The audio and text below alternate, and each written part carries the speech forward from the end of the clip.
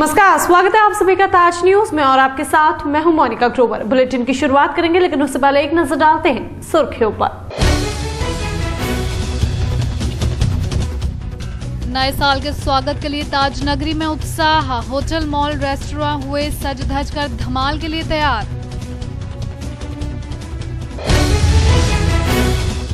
नए साल के जश्न पर पुलिस की खास तैयारी। हुड़दंगियों पर होगी कड़ी कार्रवाई।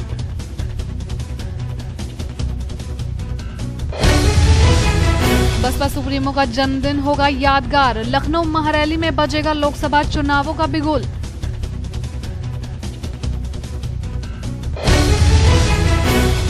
और लाखों का बिल थमाया, लेकिन बेटी की हालत में कोई सुधार नहीं। परिजन आहत, रवि हॉस्पिटल पर लगाया लापरवाही का आरोप।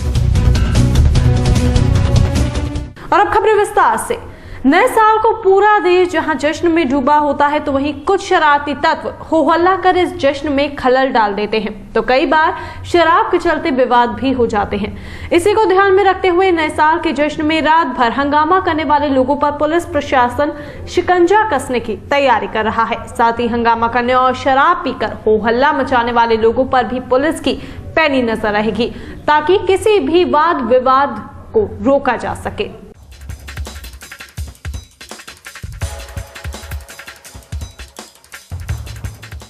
नए साल का स्वागत लोग अपने अपने तरीकों से करते हैं। कोई परिवार के साथ समय गुजारता है तो कोई घर से बाहर जाकर पार्टी करता है।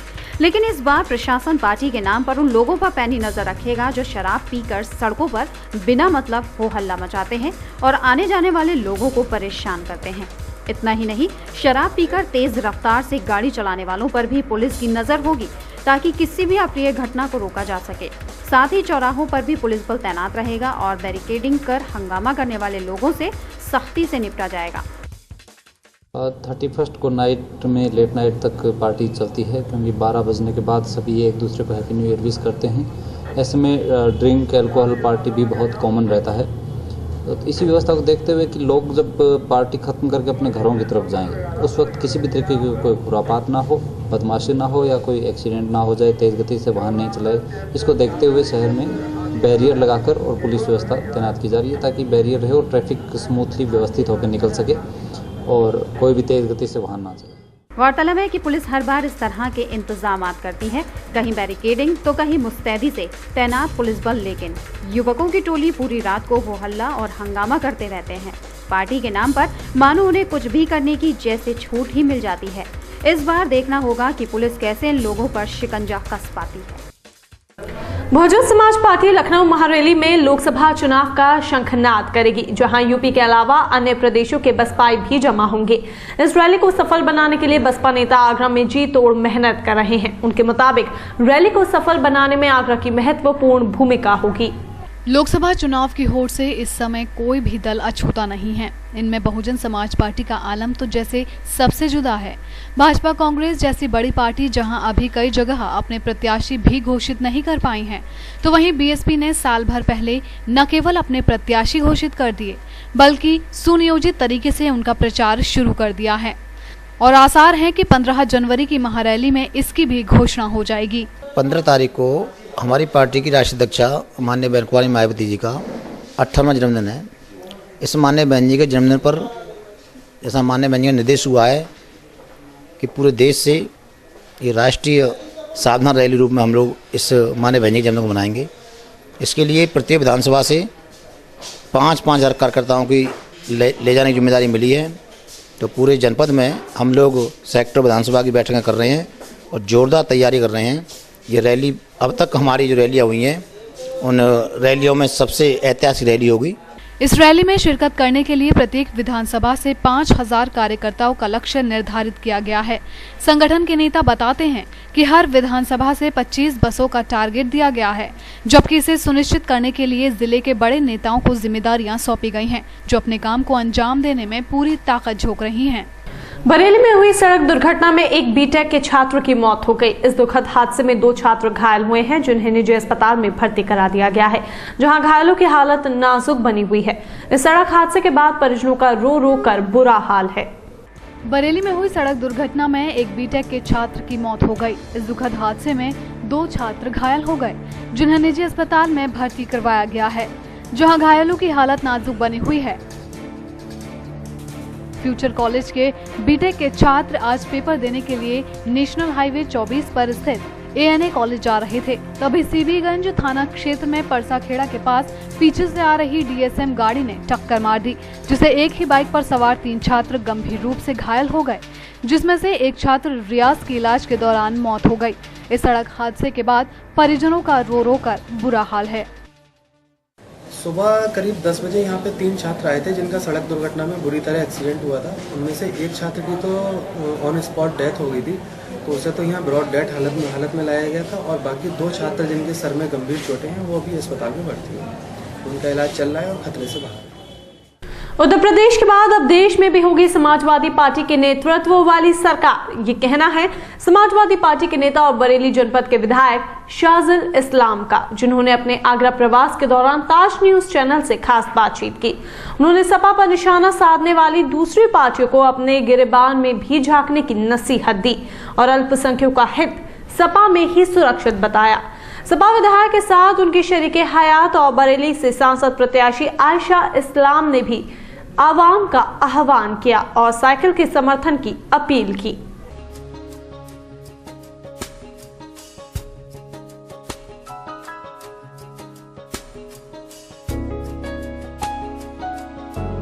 लोकसभा की आहट के बाद पूरे देश में सियासी पारा चरम पर है। देश के सबसे बड़े सूबे पर सत्तासीन होने के बाद समाजवादी पार्टी ने देश के विकास का संकल्प लिया।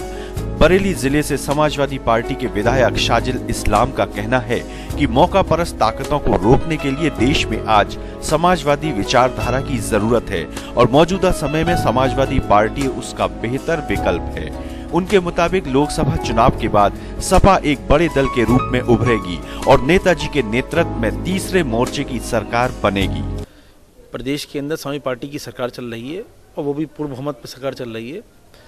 सरकार को 2 बरस हो गए बने हुए, 2 साल हो गए। इन 2 साल के अंदर जो भी सरकार का जो एजेंडा था, मैनिफेस्टो था, वो सरकार ने अपने सारे वायदे जो है 1 साल के अंदर ही अंदर पूरे कर दिए हैं। और जिस तरीके से हमें उम्मीद है कि जो अभी लोकसभा का चुनाव आ रहा है कि 80 में से कम 55-60 सीटें हम लोग जीत करके आएंगे और तीसरे मोर्चे की सरकार माननीय मुलायम सिंह यादव जी के नेतृत्व में सरकार बनेगी। जिस तरीके से प्रदेश सरकार की जो योजनाएं हैं बहुत अच्छी योजनाएं हैं। जिस तरीके से माननीय नेताजी ने वादा किया था, प्रदेश के अंदर माननीय अखिलेश जी ने वादा किया था कि हम रोटी, कपड़ा, मकान, दवाई मुफ्त और शिक्षा मुफ्त देंगे, और ये मिल भी रही है। शिक्षा भी मुफ्त है और रोटी, कपड़ा भी वो लोग मुहैया करा रहे हैं सरकार की, और गरीबों को आवास भी दे रहे हैं।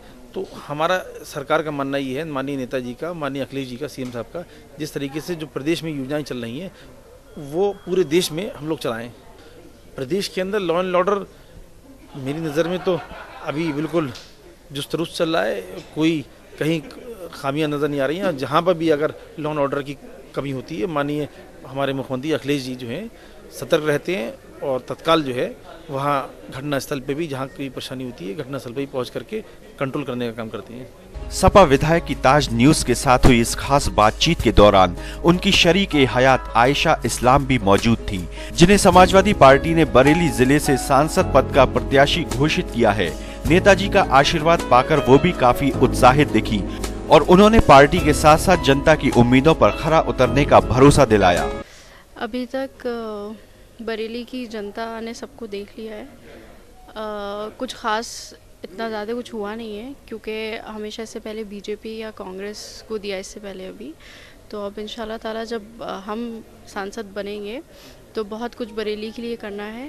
सभी जितने खासकर लेडीज़ में जितनी प्रॉब्लम्स हैं उनको सबको सॉल्व आउट करना है जो है, और बेहतर से बेहतर ही बनाना है। गौरतलब है कि इस्लाम परिवार का बरेली की सियासत से पुराना नाता है। विधायक शाहजुल इस्लाम पर जहां बरेली की जनता ने दूसरी बार भरोसा जताकर विधानसभा पहुंचाया है, तो वहीं उनके वालिद इस्लाम साबिर भी यूपी की विधानसभा में बरेली की आवाज बुलंद कर चुके हैं। आला कमान ने अब लोकसभा चुनाव में इस्लाम परिवार की बहू आयशा को मौका दिया है। अब इस चुनाव का नतीजा चाहे जो भी रहे, लेकिन समाजवादी पार्टी ने अल्पसंख्यकों का हितैषी होने के संबंध में अपना नजरिया जरूर स्पष्ट कर दिया। ब्यूरो रिपोर्ट, ताज न्यूज, आगरा।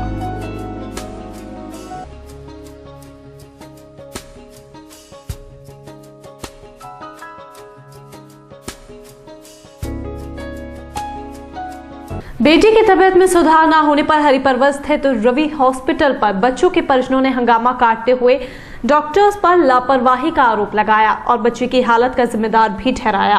परिवारजनों का कहना है कि इलाज के नाम पर डॉक्टर्स ने लाखों का बिल बना दिया है, लेकिन बच्ची की हालत जस की तस बनी हुई है।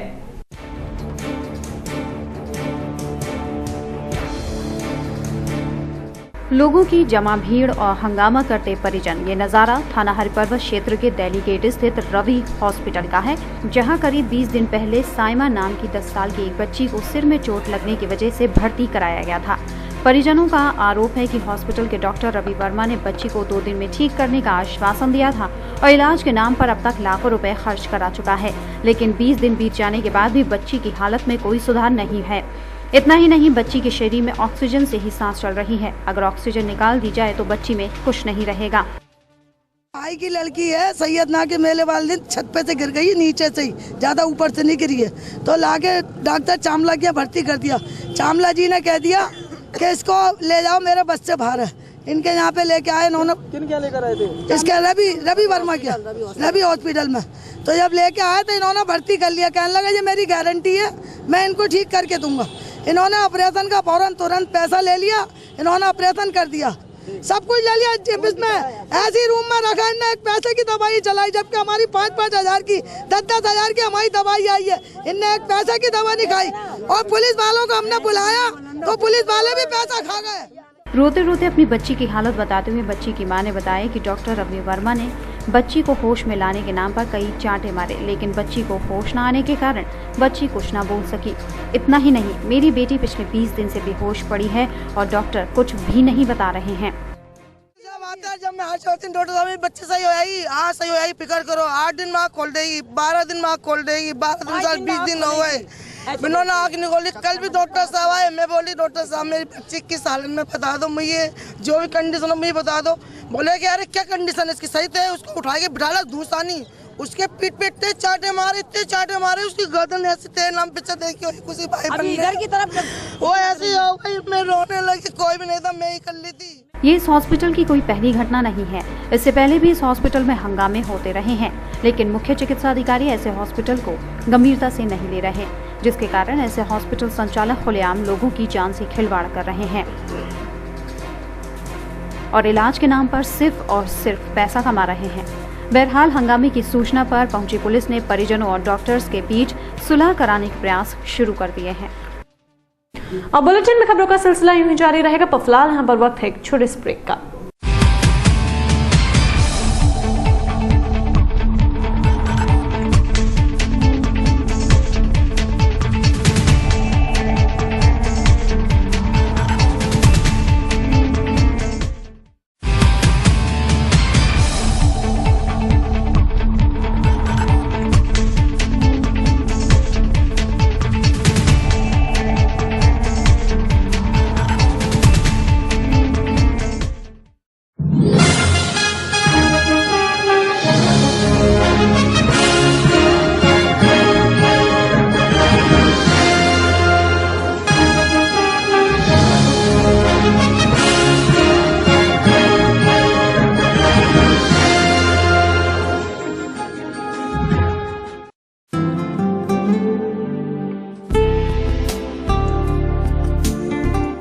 सरल हुआ, सुगम हुआ नया विद्युत संयोजन। अब टोरंट पावर में नया विद्युत संयोजन का आवेदन करना और भी सरल हुआ।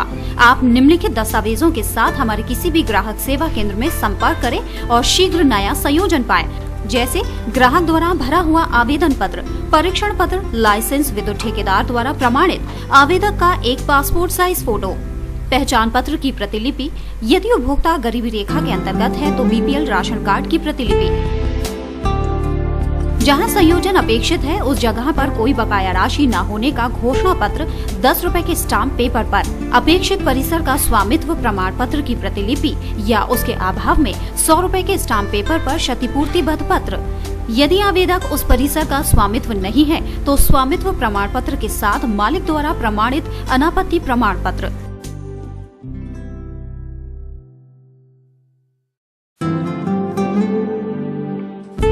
हमारे ग्राहक सेवा केंद्र का पता है पूर्वानंद प्लाजा, राम रघु हॉस्पिटल के सामने, चर्च रोड, आगरा। 49 सदर बाजार शिवहरी रोड शॉपिंग आउटलेट के सामने आगरा और 286 जयपुर हाउस एडीए कार्यालय के निकट आगरा। हमारा हेल्पलाइन नंबर है 0562 2424 554।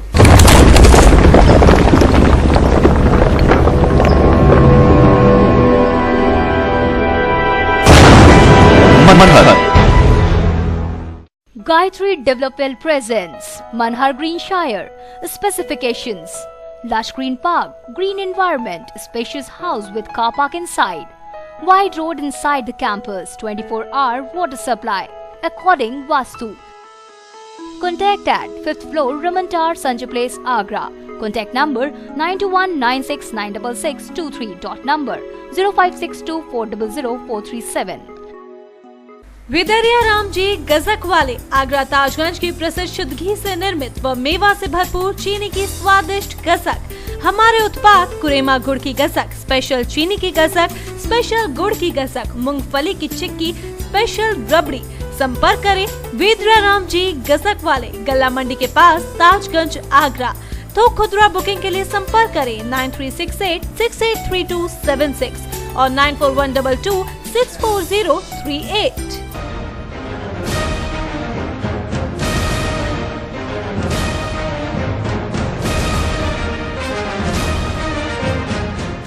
दिनेश स्टील, ये स्टील की जोत है जो अपनी रोशनी दूर तक बिखेर रही है। जो अंतराग्नि 50 साल पहले जली थी, एक नई राह चलकर फिर से एक नया दौर, एक नया जमाना लाएगा। Steel Authority of India Limited, Dinesh Steel, Khatena Road, Loha Mandi, Agra. Mobile number 9319055814 and phone number 0562400972।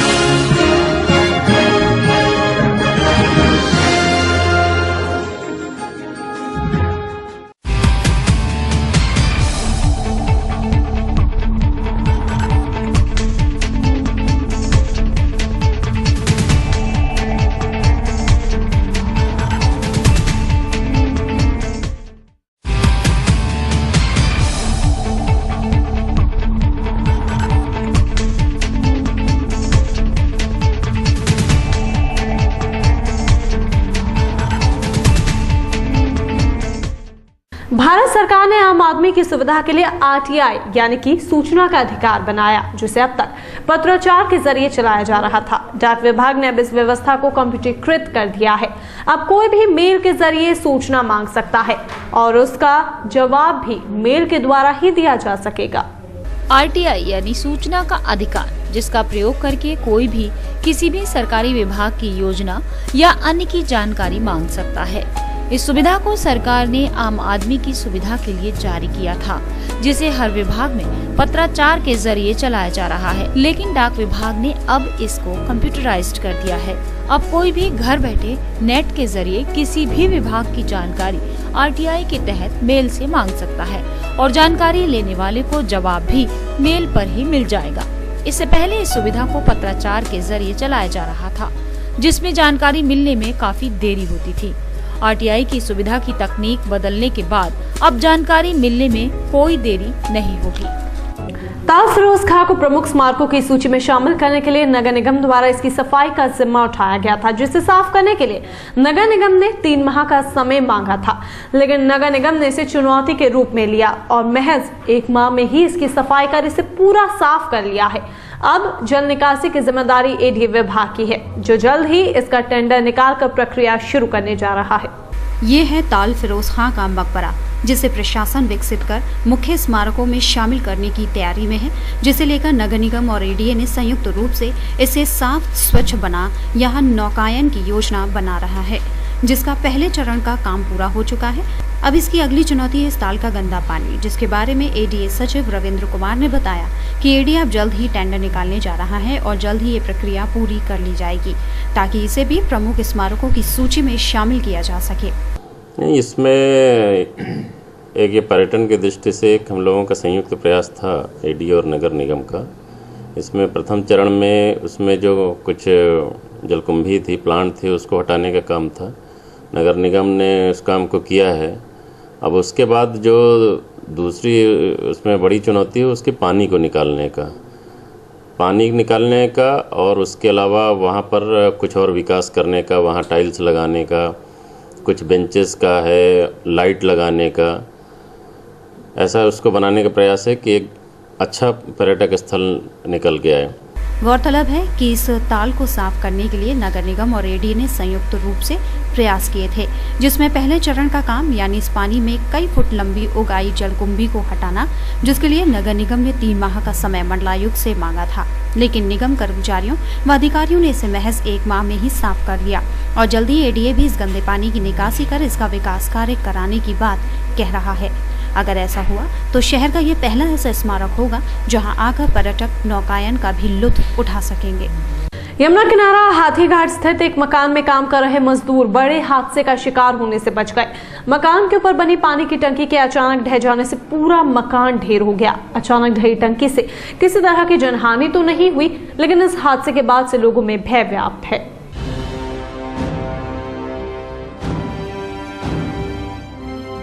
Yamuna किनारा हाथीघाट स्थित निर्माणाधीन मकान के ऊपर बनी पानी की टंकी के गिर जाने से क्षेत्र में दहशत फैल गई। यह हादसा जिस समय हुआ उस समय मजदूर मकान के निचले हिस्से में काम कर रहे थे। अचानक हुए इस हादसे से आसपास खड़े लोग भी दहशत में आ गए। वहीं आनन फानन में पास खड़े लोगों ने मजदूरों को मकान से बाहर निकाला। ये घटना सर, ये बिल्डिंग बन रही थी, इनकी बिल्डिंग बन रही थी, ये पीछे जो है तो इसकी बिल्डिंग यहाँ पे बेस हो गया था इसके बीच में। बारिश की वजह से, कल बारिश हुई थी, इसकी वजह से ऊपर से ये गिर गई नीचे। क्या कोई नहीं, इसमें कोई घायल नहीं हुआ। इसमें 4 मजदूर काम कर रहे थे, वो पीछे बैक साइड में जो सेटिंग लगी उसके नीचे थे, वो नीचे आके गिर गई बिल्डिंग। ये पीछे जो अंदर ये मोहल्ले वाले रहते हैं उनके भी कोई मानहानि नहीं हुई है, खाली उनके मकान जो है वो डैमेज हो गया है। मौके पर पहुंचे लोगों की सहायता से मकान में मजदूरी कर रहे लोगों की जान बच गई। वहीं ऐसे नवनिर्माणाधीन कार्यस्थल पर बिना किसी उचित संसाधन के काम कर रहे मजदूरों की जान पर बनाना कोई नई बात नहीं है। ऐसे में जान माल की हिफाजत का जिम्मा आखिर किसका है? टोरेंट पावर आगरा शहर को 24 घंटे बिजली मुहैया कराने में तो फेल साबित हुई ही है, तो वहीं दूसरी तरफ टोरेंट की बढ़ती लापरवाहियां आम जनमानस और आवारा पशुओं की जान लेने पर भी उतारू हैं। ताजा मामला कोठी मीना बाजार पर हुआ, जहां पर टोरेंट की नंगी तारों के जाल में फंसकर एक गाय ने दम तोड़ दिया। इस घटना से आक्रोशित बजरंगियों ने टोरेंट पावर के खिलाफ जमकर नारेबाजी कर अपना विरोध जाहिर किया।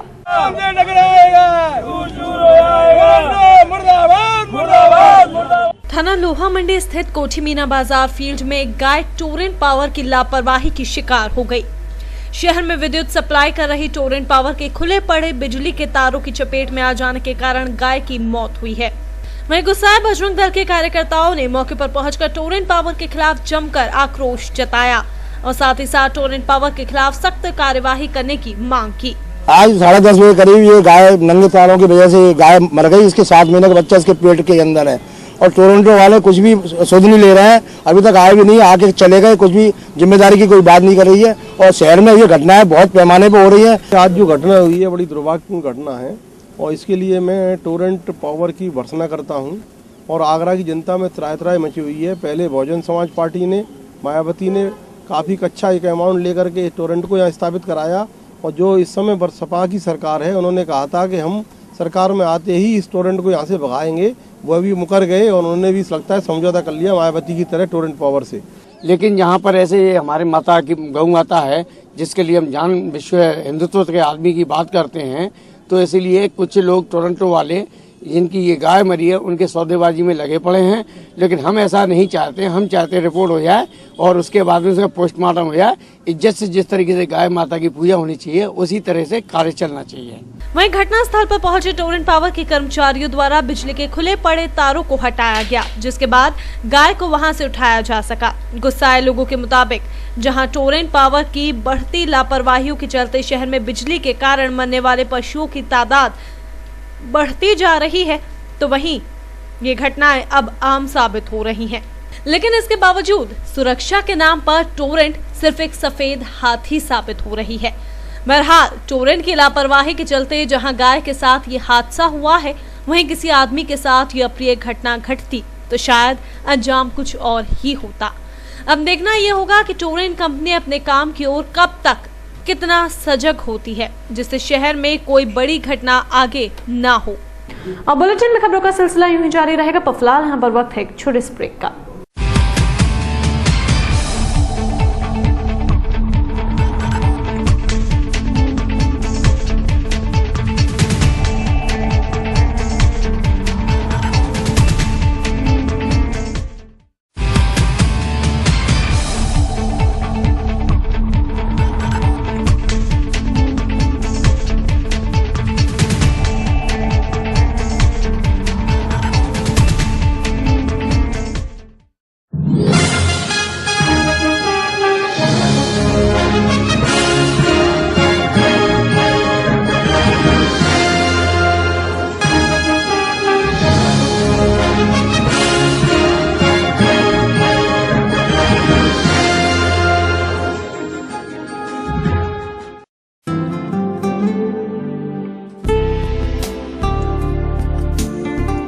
सरल हुआ, सुगम हुआ नया विद्युत संयोजन।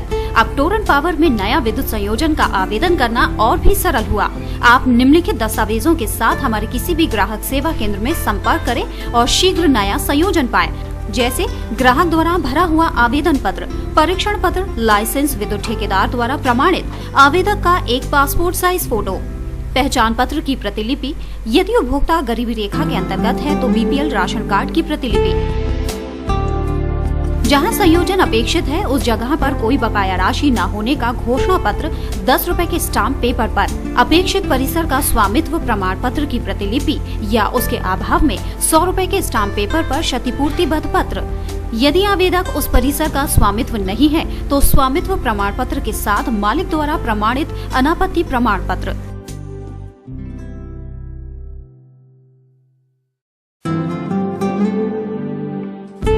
हमारे ग्राहक सेवा केंद्र का पता है पूर्वानंद प्लाजा, राम रघु हॉस्पिटल के सामने, चर्च रोड, आगरा, 49 सदर बाजार, शिवहरी रोड, शॉपिंग आउटलेट के सामने, आगरा और 286 जयपुर हाउस, एडीए कार्यालय के निकट, आगरा। हमारा हेल्पलाइन नंबर है 0562 2424 554।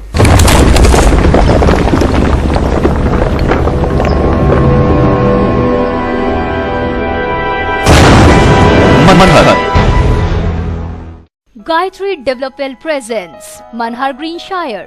Specifications: lush green park, green environment, spacious house with car park inside, wide road inside the campus, 24-hour water supply according Vastu. Contact at 5th floor, Ramantar, Sanjay Place, Agra. Contact number 9219696623. Number 0562400437. विदरिया Ram ji गजक वाले आगरा ताजगंज की प्रसिद्ध शुद्ध घी से निर्मित व मेवा से भरपूर चीनी की स्वादिष्ट गजक। हमारे उत्पाद कुरेमा गुड़ की गजक, स्पेशल चीनी की गजक, स्पेशल गुड़ की गजक, मूंगफली की चिक्की, स्पेशल रबड़ी। संपर्क करें विदरिया राम जी गजक वाले, गल्ला मंडी के पास, ताजगंज, आगरा। तो खुदरा बुकिंग के लिए संपर्क करें 9368683276 और 9412264038।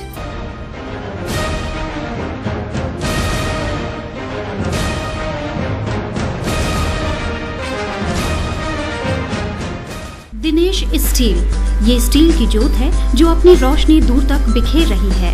जो अंतराग्नि 50 साल पहले जली थी, एक नई राह चलकर फिर से एक नया दौर, एक नया जमाना लाएगा।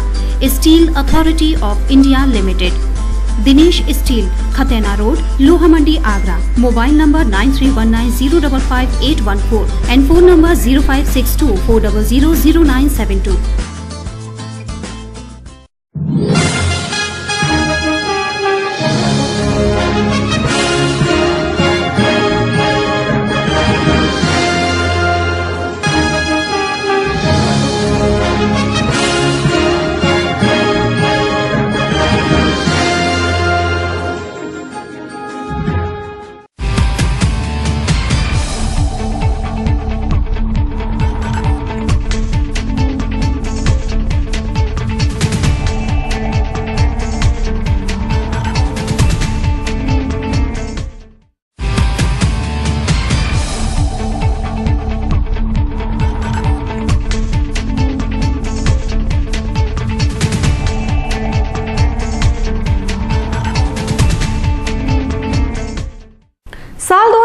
के पर्यटन उद्योग का ग्राफ बीते वर्षों की तरह फ्लॉप ही रहा है, जिसे लेकर पर्यटन उद्यमियों ने ताजनगरी के गिरते पर्यटक ग्राफ को लेकर गहरी चिंता जाहिर की है।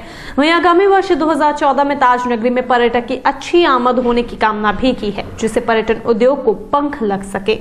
वर्ष 2013 ताजनगरी के पर्यटन जगत के लिए निराशा भरा रहा, क्योंकि पूरे वर्ष देशी व विदेशी पर्यटकों की आमद अनुमान से भी कम रही, जिस कारण पर्यटन उद्यमियों को काफी नुकसान झेलना पड़ा।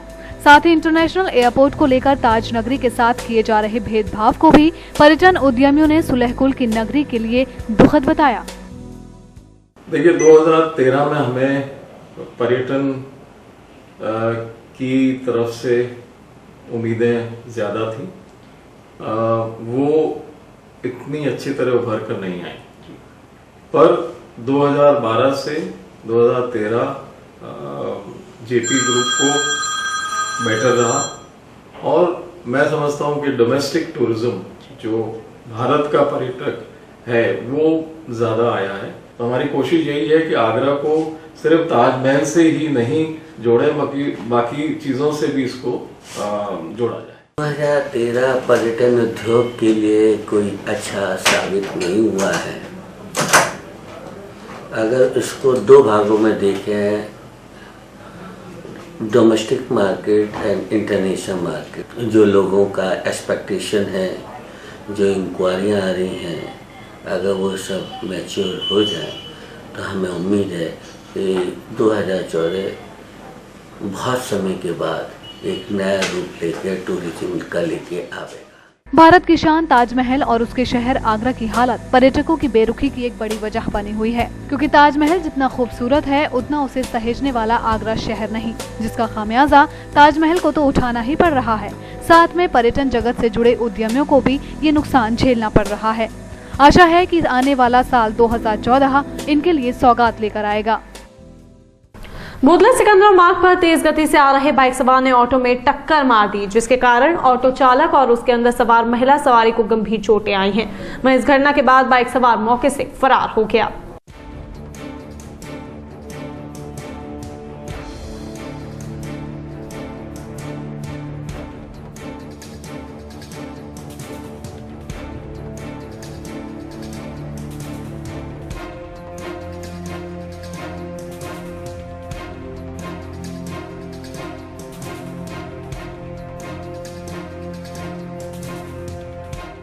नगर निगम में मंगलवार 14 कर्मचारी सेवानिवृत्त हो गए। इस दौरान अधिकारियों के साथ कर्मचारियों के परिवारजन भी मौजूद रहे। इस ओर जहां परिवार के साथ समय बिताने की खुशी थी, तो वहीं अपनों से दूर जाने का गम इन लोगों की आंखों में साफ देखा जा सकता था। आज हमारे नगर निगम के 14 कर्मचारी सेवानिवृत्त हुए हैं, जिनमें से अधिकांश सफाई कर्मचारी थे, एक सहायक अभियंता थे और एक लिपिक हैं और 2 सुपरवाइजर हैं। तो इतने कर्मचारी हमारे आज पुनः सेवानिवृत्त हो गए हैं। इनको लगभग स्मरण नहीं, लेकिन 75 लाख के आसपास इनको सेवानिवृत्त विषयक देयकों का भुगतान किया गया है, जिसमें इनका अंशदान, पीएफ और ये सब धंधा शामिल है। आगरा आरटीओ कार्यालय में पहली बार ऐसा देखा जा रहा है कि विभाग वाहनों के परमिट बांटने के लिए तैयार है, लेकिन परमिट लेने वाला कोई नजर नहीं आ रहा। ये समस्या आरटीओ के लिए परेशानी का सबब बन गई है। आगरा में लखनऊ की तर्ज पर सड़कों पर रेडियो टैक्सी सेवा शुरू होने वाली थी, जिसके लिए आगरा आरटीओ को वाहनों के परमिट बनवाने वालों को बुलवाने के आदेश भी मिल चुके हैं और आगरा आरटीओ ने इस आदेश पर अमल भी कर लिया है। बावजूद इसके बैठक में शामिल होने वाले किसी भी व्यक्ति ने परमिट बनवाने के लिए आवेदन नहीं किया, जिससे आरटीओ आगरा इस रेडियो टैक्सी लकी योजना को लेकर असमंजस में है। रेडियो टैक्सी योजना के बारे में हमने 3 दिसंबर को यहाँ के जो सम्मानित टैक्सी संचालन वाले या कुछ वाहन स्वामियों की हमने बैठक की थी।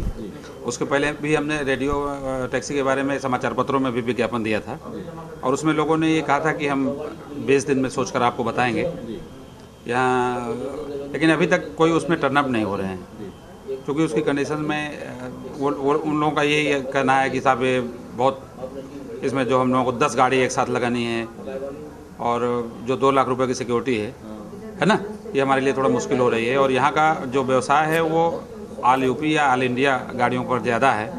दरअसल रेडियो टैक्सी को सड़कों पर चलाने वाले वाहन संचालकों को बैठक में जो जानकारी दी गई थी उसमें कुछ ऐसी जानकारियां थी जिन पर चलकर रेडियो टैक्सी स्वामियों को नुकसान होना लाजमी था, जिसका जोखिम उठाना कोई नहीं चाहता। हालांकि आरटीओ ओपी सिंह ने हर समस्या के समाधान की बात की है, फिर भी आगरा में ट्रैवल एजेंसी चला रहे एक व्यक्ति ने अभी तक कोई आवेदन नहीं किया, जिससे आगरा आरटीओ विभाग बेहद परेशानी में है। नए साल की मस्ती का धमाल युवाओं में हर बार की तरह इस बार भी आगरा की सड़कों पर देखने को मिल सकता है, जिसमें कई बार बड़ी दुर्घटनाएं भी हो जाती हैं। इसी के चलते आगरा संभागीय परिवहन विभाग के अधिकारियों ने आगरा वासियों से यातायात नियमों का पालन करने की बात कही है। साथ ही युवाओं से धूम 3 फिल्म के स्टंट को सड़कों पर ना करने की भी अपील की।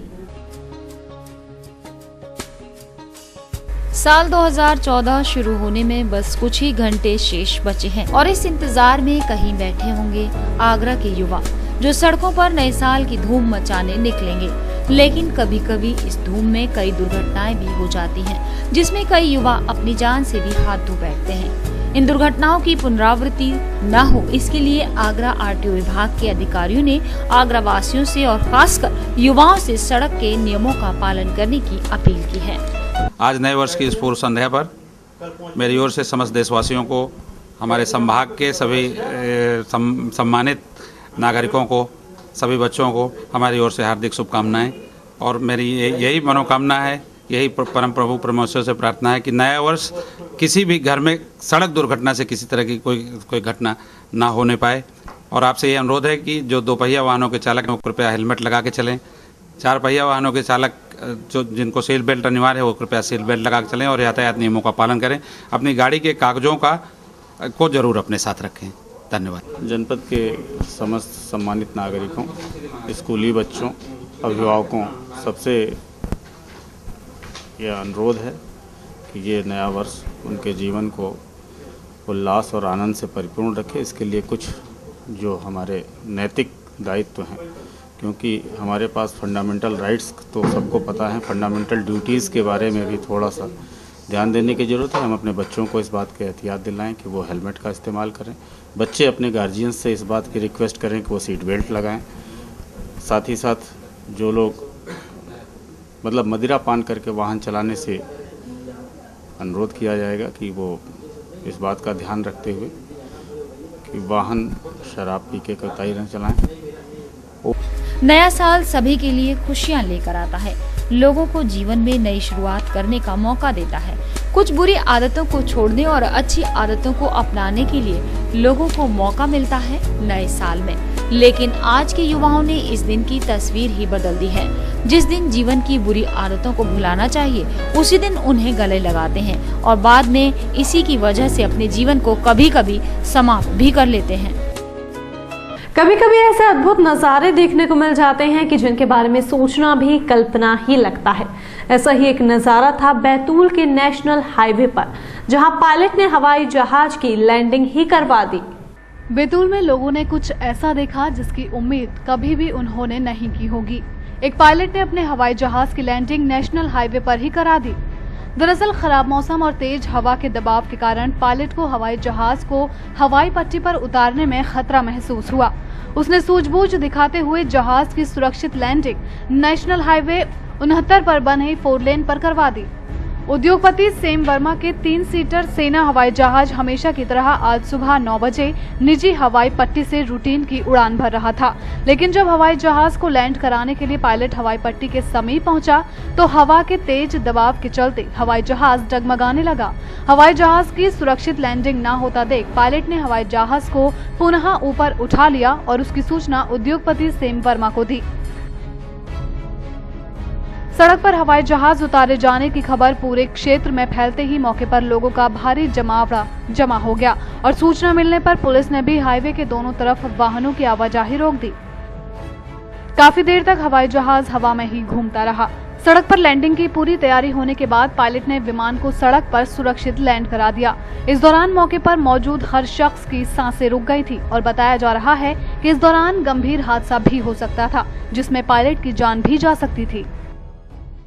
और इसी के साथ खबरों का सिलसिला यहीं पर समाप्त होता है, लेकिन ताज़ा तरीन खबरें जानने के लिए आप जुड़े रहिए ताज न्यूज के साथ। फिलहाल के लिए इजाजत दीजिए।